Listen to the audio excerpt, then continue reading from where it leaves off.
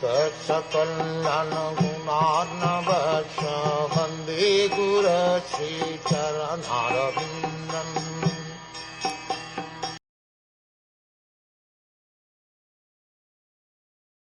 After controlling one's mind and sitting postures, one should spread a seat in a secluded and sanctified place, sit there in an easy posture, keeping the body erect, and practice breath control.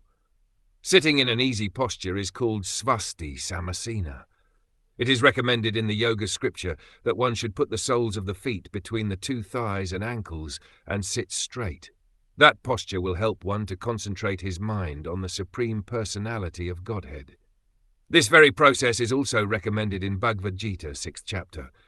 It is further suggested that one sit in a secluded sanctified spot.